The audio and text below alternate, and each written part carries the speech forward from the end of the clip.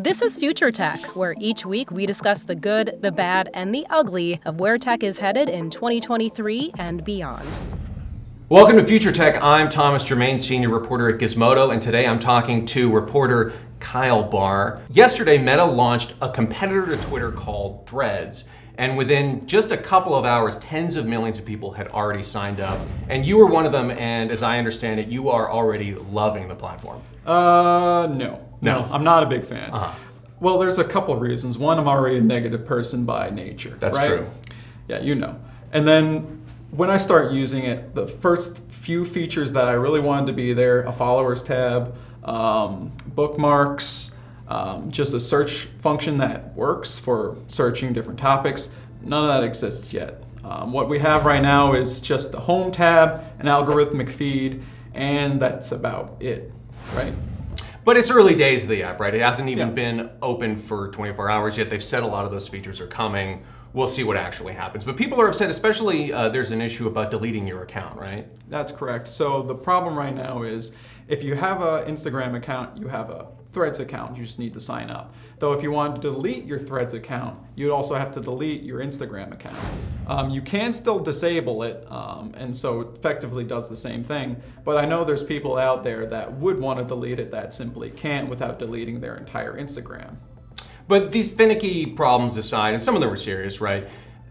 Threads does have some major advantages, and chief among them, I think, is that it's built on Instagram's network. So when you sign up for Threads, you use your Instagram username, and with a single tap, you can bring all of your followers from Instagram when they sign up, which helps with one of the biggest problems with starting a new social media company, which is that it's really hard to build those communities.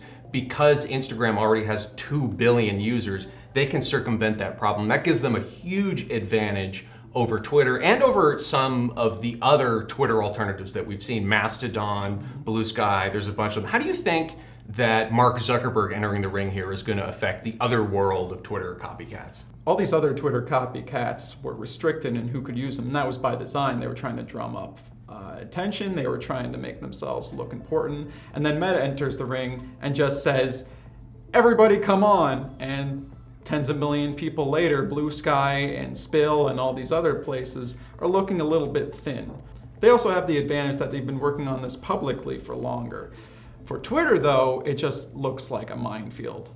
Right. I think one of the things that Threads has going for it so far is that it's, milk toast. It's boring. There's no controversy. The CEO isn't tweeting out casual racism, right? And I think even though it's not really exciting, I haven't seen anything happening on Threads yet that's going to, get a lot of attention. Maybe that's a good thing in a way, because what people want is an alternative to Twitter where it's safe, it's stable, the site isn't going to go down because of some crazy technical glitch. Users seem to be glomming onto that and almost are rooting for Mark Zuckerberg in a weird way. Well, Mark Zuckerberg's never really had that great of a time with his image, and so we'll see if he also becomes the main face of Threads like he has tried to be with the rest of his properties.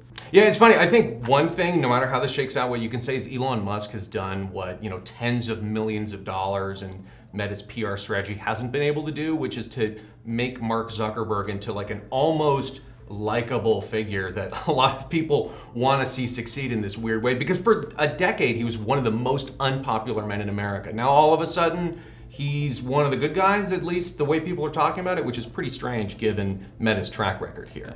And it doesn't help that Musk is already apparently starting a lawsuit against Meta, claiming that they've stole some of their ideas and their property. Though, does it really take that much to figure out to put posts in a line and then ask people to look at them? Yeah, would they pay us to post, not to make the system that writes the post? So I don't know, hard to say. But it sort of seems like maybe that's a way, like we're not going to be able to compete with you on the actual battlefield of the marketplace, so we're going to fight you in court instead. Well, that does seem to be Musk's MO, right? He doesn't like it when other people sue him, but as soon as something happens to him personally, the lawyers come out. And Zuckerberg's got the resources to make this work, right? He's one of the most competitive men in Silicon Valley. He's like the Michael Jordan of tech when it comes to really desperately wanting to win.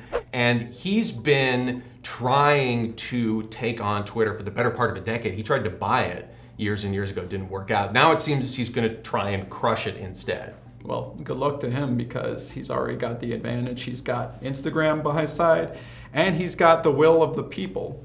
I mean, if Twitter really wants to win out, they're going to have to figure out a way to bring people back onto the platform. Maybe if Musk actively steps back instead of remaining the figurehead like he is, you could engender support, but in the meantime, they're just not doing themselves any favors. It'd be hard at this point, right? Well, Musk is the platform at this point. If you already have most of your Twitter followers on there, really excited for every single Musk post, no matter how insane they are, how they kind of drum up a little bit of racism, a little bit of conspiracies, well, then you can't really stop that now, can you? Well, it's only been 24 hours of Threads so far, so we'll see how it's going to go. And we're going to be following it, so if you want to read more, you can check out our work on this subject on Gizmodo.com.